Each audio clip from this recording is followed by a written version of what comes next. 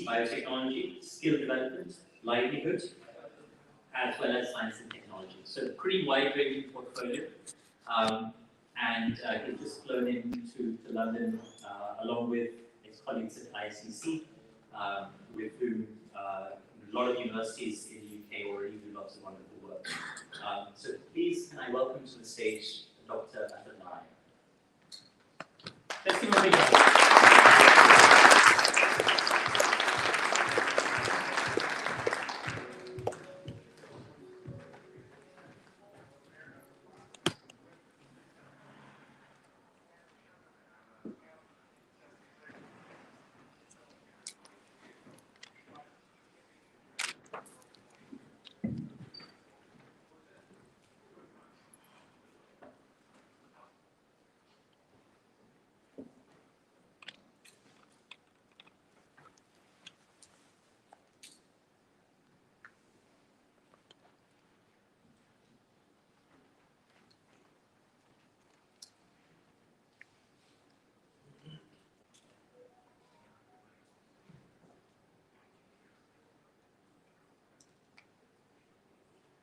Good morning to all the dignitaries who are assembled here for the Commonwealth Education Forum with a specific topic: Bridge India, Ideas for India. I would like to congratulate all the organizers for taking so much of interest, specifically for India as a Commonwealth nation, caring for each other, extending the cooperation for the Commonwealth countries. The Commonwealth countries have been working very closely for many years, that is more than 75 years, for particularly India, we got independence 74 years back. After that, we have been working closely with regard to the many issues. One among them is the education. On this occasion, there are a lot of things happening in our country under the leadership of our Honorable Prime Minister. So far, we had two national education policies, the third national education policy. After 34 years, under the leadership of our Honorable Prime Minister, it was announced the National Education Policy 2020, which was announced on the July 29th of 2020, and it's applicable from the year 2021. Probably this education policy is a very forward-looking policy. It is definitely going to transform our country. Probably in this direction, I would like to share a few things. The national education policy envisions complete overall and re-energizing of the higher education system to overcome the challenges and thereby deliver high quality higher education and education with equity, the same tagline: progression, equity and inclusion. With equity and inclusion, its vision includes the following key changes to the current system. Moving towards a higher education system consisting of large multidisciplinary universities and colleges with at least one in each and every district. Our structure has been, the units have been built at the district level, our levels, and we do have our own structure. Based on each district, we need to have a large multidisciplinary universities and colleges. With more higher education institutions across India that offer medium of instruction and programs in local and Indian languages as well as in English. B. Moving towards a more multidisciplinary undergraduate education. Moving towards faculty and institutional autonomy, revamping curriculum, pedagogy, assessment, and student support for enhanced student experience. Reaffirming the integrity of faculty and institutional leadership position through merit appointments and career progression based on teaching, research and service. Establishment of a National Research Foundation to fund outstanding peer-reviewed research and to actively seed research in universities and colleges. Governance of higher education institutions by highly qualified independent boards having academic and administrative autonomy. This is the most important aspect. Earlier it used to be more centralized. Now we are trying to give the kind of freedom and autonomy to the institution itself. So they'll have the freedom to decide their future and build a strong institution. Light but tight. Regulation by a single regulator. Earlier we had many regulators. For engineering we had a separate technical board. For teaching we had a teachers council. Like this for each profession we had a different regulators. Now we are having a single regulator where all the regulators will be part of one body. So since we are into multidisciplinary, we are going for multidisciplinary, this will be the way forward. Increased access, equity and inclusion through a range of measures, including greater opportunities for outstanding public education, scholarships by private and philanthropic universities for disadvantaged and underprivileged students. Particularly the any leftover section, we do have a very special program. How much of they want to learn? We have an earmarked a big fund, which is being encouraged post-independence, the socially disadvantaged section of the society have given the topmost priority, the first right. The first right has been given to the socially disadvantaged section. If they can pursue their education till whichever level they want, and education for women is free of cost until they post-graduate. The government institution is being provided free of cost, and particularly for the marginalized sections, they've been given a lot of opportunity. They can learn how much they want. All the fees will be completely reimbursed, the accommodation, the learning fees, everything will be completely reimbursed. It's only getting them into the education system is the most important, getting them into the mainstream. Probably in this direction, we are trying to emphasize more on the online learning also and open distance learning. And all infrastructure and learning material is accessible and available to the learners with disabilities also. Transforming the governance of higher education system, regulation of higher education has been heavy-handed for decades with concentration of power with few bodies. So which we are trying to remove it and completely decentralize, and it will be a complete transformation with the best practices of the world across what we see the best practices being adopted. Similarly, we are going to adapt the similar lines to ensure that each and every institution becomes completely autonomous. It is to overall the regulatory system in order to re-energize the higher education sector and enable it to thrive. It is also to create checks and balances in the system, minimize conflicts of interest, and eliminate concentration of power. It is the effective governance and leadership that enables the creation of a culture of excellence and innovation of higher education. The common feature of all world-class institutions globally, including India, has been the existence of strong self-governance and outstanding merit-based appointments of institution leaders. So with regard to this implementation of the national education, the third national education policy, 2020 in Karnataka, my state, we have taken measures for the implementation. We were the first state to go for the implementation of the national education policy. Without even thinking twice, we took all the initiatives and measures for implementation. The state of Karnataka is the first state in the country to develop an implementation framework to realize the vision and goals of NEP 2020.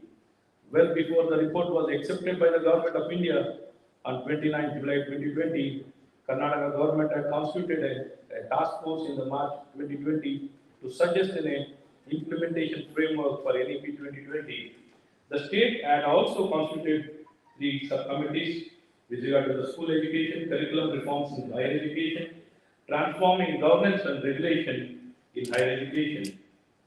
So the task force and the subcommittees have submitted their reports and basically a roadmap for the implementation in the terms of curricular reforms, legislative action, structural transformation, and administrative changes. So the academic reforms, student-centric, holistic, multidisciplinary undergraduate education. So the silent futures are multi-entry, multi-exit options built into program. Successful completion of undergraduate program you get in a 1 year. If you can complete successfully 1 year, he gets an undergraduate program certificate. If he completes 2 years, he will get a diploma in undergraduate.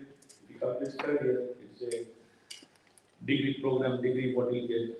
If he completes 4 years of UG program, he'll get an honors degree. And if he continue the education for 1 more year, for the 5th year, he'll get a master's degree. And there's no complete, flexible, no hard separation. There's no hard separation. Freedom to choose core subjects and open electives. 2 core disciplines are program core in any of the programs. Mandatory skill and ability enhancement courses. It is mandatory to have skill and ability enhancement courses. Courses on ethics, most important. And ethics and human and constitutional values are integral part. Because we get a lot of education, it is ethics and morals are the important things which are missing now in education. We become so selfish without having a social commitment and having a concern for the society. All this driven by the self-interest only. So we want people to, their learning should be more towards the society, how we can help and transform the society. The learning should be channelized towards the society. So we are insisting more on the ethics and morals. That's an important part. So it should be well integrated. Open electives, health and wellness, life skills are built into curriculum because you should know how to take care of yourself basically. Knowing many things doesn't know how to take care of himself is a really missing component. We want each and every person to be responsible for himself and health and wellness. Course on ethics. Open electives in any discipline and vocational courses are integral part. We do have a large educational infrastructure with regard to the skill development. We are working on the urban spoke model so that each and every schools get connected with the respective institution, ITI, community colleges, engineering colleges, polytechnics. All this we have in a great big numbers. We have more than in the state of Karnataka, more than 250 engineering colleges. We have more than 250 community colleges. We have more than 1,000 vocational training institutions. And we have high-end institutions where the skilling is given a topmost priority. We have more than 50 institutions. And we have universities, more than 75 universities in the state of Karnataka, public universities 25. Now we are going to increase that number within a matter of next 1 year. We will ensure each district will have a public university, and we are encouraging the private university, and we are encouraging each institution to be, become autonomous, and by institution itself upgrading into a university. So we are trying to be very flexible and encouraging, allowing many things to happen in each of the institution. So blended learning also up to 40% credits through authorized online courses, restructured and updated curriculum, and academic bank of credit transfer allowed across country, across the world, and continuation of education on the same level with the credit transfer. In any of the higher education institution, you can continue on the same level with the credit transfer. That is the kind of flexibility we are bringing in. Basically, the NEP curriculum design is aimed at recognizing, identifying, and fostering the unique capabilities of each student, developing creative potential of each individual, well-rounded personality and employability, foundational capacities, highest order of cognitive capacities. So multilingual, we have a lot of diversity. We have more than 2,000 languages in our country. In my state itself, we have many languages. So We are going to emphasize more on multilingual and program offered in the local language as well as English medium. Aligned to the National Skill Qualification Framework, the first year it will be level 5, second year it will be level 6, third year it will be level 7, fourth year the honors it will be at level 8, and fifth year it can be the master program of level 9. Pedagogy also teaches art of learning, teaches with the art of learning, conceptual understanding, creative and critical thinking, and extensive use of technology.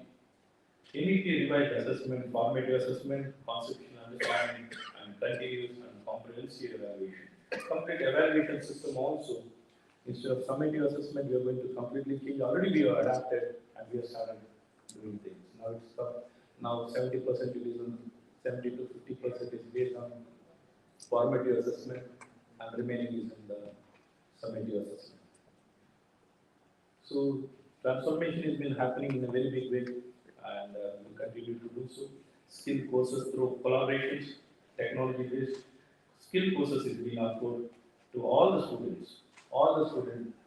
Whichever program you might be, non-computer disciplines also have been provided with the digital fluency, artificial intelligence, cyber security.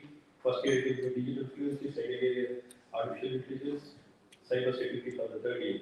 Even the certification from the respective companies like Microsoft, Cisco, they can even get the certified by those respective units. This has been offered to non-engineering students for all programs, and it is mandatory. Under the skill and ability enhancement, it is being made mandatory, and we have provided the infrastructure, training, add-on programs up to 1,000 or 1,000 program, add-on programs also has been provided free of cost. Financial literacy, apprenticeship, internship and apprenticeship, and project.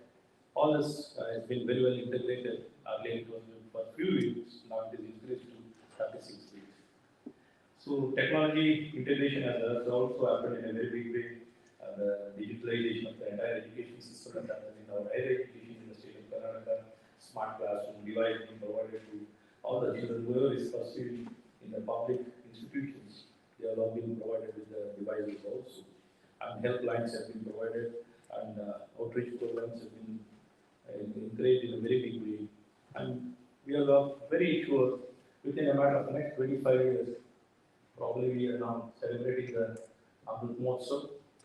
Within a matter of next 25 years, it will be a completely transformed place. State of Karnataka definitely will become most developed and most promising. Whatever skill is required for the entire world, we will be able to provide. Each and every person will be skilled, will get a right kind of quality education, right kind of emerging areas, future skills. All possible education will be provided. We are working in that direction, and we are very confident we will be able to achieve all these things within a matter of next 25 years. It will be the best time for our country under the leadership of our Prime Minister. And I belong to the state of Karnataka. We want to ensure that state of Karnataka will be the best place for the education, for the economy, progression, socially and economically. For all good reasons, the state should be known worldwide. So that is the kind of importance we are providing, and whatever transformation reforms we are bringing, we are not wasting any more time. With regard to the administrative governance reforms, legislation, curriculum, in all the aspects, we are moving very fast and trying to move forward and ensure the implementation happens within the specific deadlines. With these few words, I will not take much of your time. Let me start. Otherwise, we go on, and we are in the best practices and just looking out fantastically. Particularly, the technology integration is playing a very immense role. It can change. Integration of technology and learning can make a huge difference. With a very good cost effective, and the learning quality can also provide an assessment of the students. Everything can happen very effectively. Yes. Thank you very much for your talk. I wanted, you spoke, Honorable Minister, about equity and inclusion being at the heart of your policy on education, and particularly the inclusion of women from marginalized communities. I wonder whether you see any contradiction then with what we've been seeing in Karnataka under your leadership, where we have seen young Muslim girls and young women being systematically excluded from their colleges purely because they're expressing their faith by wearing a hijab, that under your watch we have seen these young women students being taunted and harassed by gangs shouting Islamophobic abuse, empowered by the ruling party. That under your watch, we have seen Muslim women teachers being humiliated at the school gates and compelled to uncover simply to pursue their employment. And then most recently, for example, we've seen an institution, an educational institution in Karnataka being used for an arms training camp by the Bajrang Dal, which is a well-known violent paramilitary organization responsible for many mob lynchings and murders of Muslims, of Christians, of Dalits. So I wondered whether the minister really sees a contradiction there in what you just said. If I could just use my chair's prerogative here. Love the question, but we're going to run out of time if we overrun in the first session. So I'd love for you to take that up maybe in the break. And I want to just focus a little bit more on Commonwealth and education in this session, if that's okay. I think the points I've made, I'm sure people will agree, are very relevant to questions of equity. Sure. So if we could do very, very briefly, and then if we've got any education questions from You can ask the question very shortly. Don't have to repeat. We'll answer. So, thank you. Your question asked? Okay.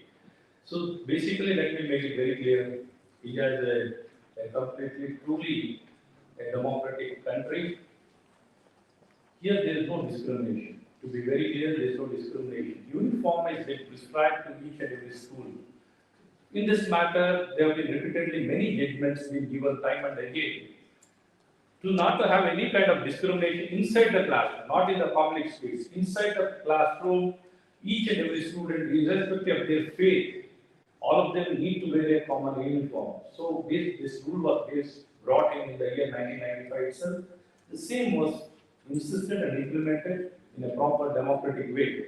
And let me complete, ma'am. No, this is narrative is set by Reset Group.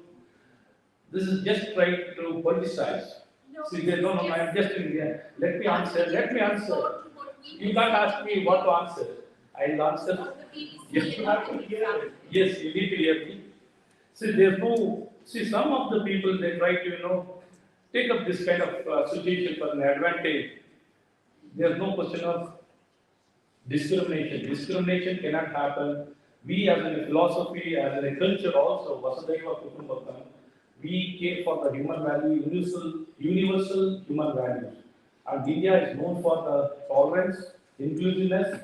There is no question of discriminating any person. We need to live by example. We live with cordiality, communal harmony. We respect each other's culture. We have many cultures. India doesn't have one or two cultures. So we have many cultures. It's acceptable that. Yes. I really do need to just say we need to move on to another question. No, you're wrong completely. Please go to the. We are very clear about it. Honourable Minister, thank you very much for your speech. It was very insightful. This is an amazing vision and the new education policy. So first of all, to commend the government of India on putting forward this vision. My question, also coming from an economist that I am, is to ask the question about resources. We've got this great vision and this great new policy. And I was thinking that India is a huge nation. The scale is unprecedented in by any measure. Complexity, as you pointed out. The question to ask, and it might be my ignorance, I don't know, whether the government at the state level or the central level, how much resources is put in terms of infrastructure. So you need to, we talked about online, you need to get internet across infrastructure. Very important question. So question was, when it comes to the resources behind this amazing vision. Yes. Thank you. So many a times, what used to happen, sir? So the priorities used to be more than the money. What I feel as an education minister for the past 4 years, 10 months, what I've seen, the priorities not been very clear. Utilization of the existing facility is very important. There are many facilities available. It's all how you teach them. The method of teaching also matters a lot. With my experience, with the short experience, what I've seen, the methods are not been good. Rote learning cannot be encouraged. The conceptual, hands-on, problem solving, integrate with the community, with the environment, with the system. There's a lot of opportunity. There's a vast resources. India has got a human resources plenty. And what we have been spending also is not a small money so far.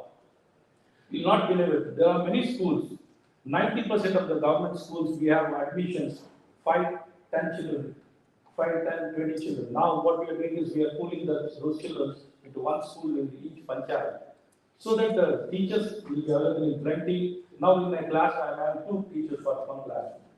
So only thing is how you restructure and prioritize the learning system and how it should be emphasized, what kind of expectation you have, how you emphasize what method of pedagogy also matters a lot, and learning system also matters. And resource, how much you will spend it is less. My take is how much you will spend it is less. In this direction, we have been spending 4% of the GSDP. 4% at present we have been spending 4%. And we will continue, and digital technology is also coming in a very big way to help us. In the EdTech, there's a vast, I don't know where the other place what's happening, but EdTech is happening in a very big way in my country. The technology has been adapted in a very big way, and it is definitely benefiting. Whatever I've been talking about the emerging skills, now we are able to provide to each and every student. You believe it or not, whatever the digital learning, financial, accounting, all these parts have been very well integrated. And we are also insisting in government to give more resources. Actually, the target is 6%. Now, at present, we are spending 6% is a lot. Yeah, 6% is a lot, isn't it? And 4 at present, we are spending in the state of Karnataka. We want to increase it to 6%. Thank you, sir. Actually, I am Sukumar from University of Leeds. I come from medicine background. I hear a lot about IT and technology. I would like to hear about your plans for training healthcare professionals. As you know, India lacks a lot of healthcare professionals, especially for the rural areas. Is there anything for training healthcare professionals, doctors and allied health in the new education policy? Yes, so definitely this direction, the medical education is being given more topmost, health and medical education is being given topmost priority. We are initiating a lot of health and wellness clinics across the country. We are going to add 30,000 more health and wellness clinics across the country. And we do have a lot of resource, and we are trying to use resource in technology also. MedTech is being adapted in a very big way for the remote medical care. And probably a matter of time, I think the health will get a topmost priority. And we have been working in that direction. Even during this COVID-19, we were able to manage it very effectively. And under this national education policy, the medicine has not been brought. It's not been brought. The law on medical education is not been under this national education policy. There is a separate regulatory body which has not come under the national education policy. You know, a lot of transformation is happening. Even in MedTech has been given the topmost priority to ensure that accountability, transparency, there's no delay, services, improve the healthcare. Wonderful. I think that's all the time we have for questions now. I'm really sorry. I'm really sorry. We're running on not on Indian timing. We're running on not even British time. I'd love to run on German timing, which is just 10 minutes before everything. I know that's not going to be possible, but British timing is the compromise between the German and the Indian. So with that, can we give Dr. Narayan a huge round of applause?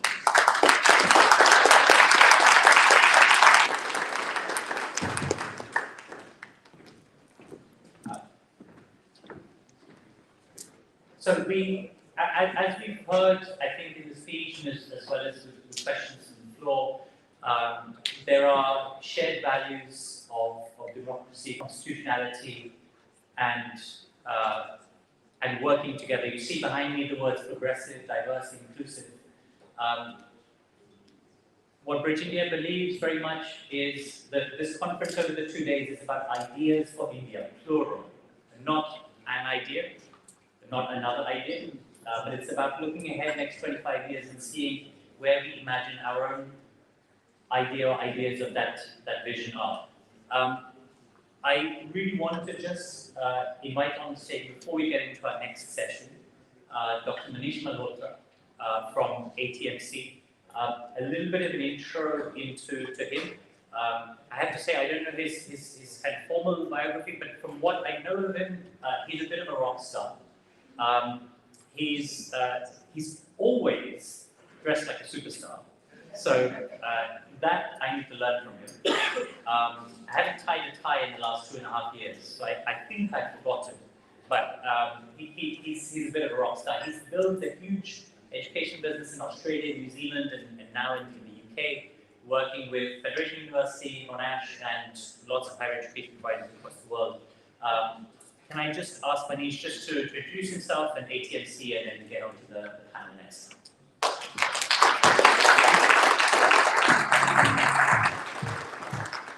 Thanks, Pradeep. Okay, so I should have known that before. I probably would have bought another suit. But lovely to be here. I have to say this is my first time in this conference and a great place to be. I would like to thank the Minister for his amazing note. Especially, I think a couple of these things absolutely stuck there.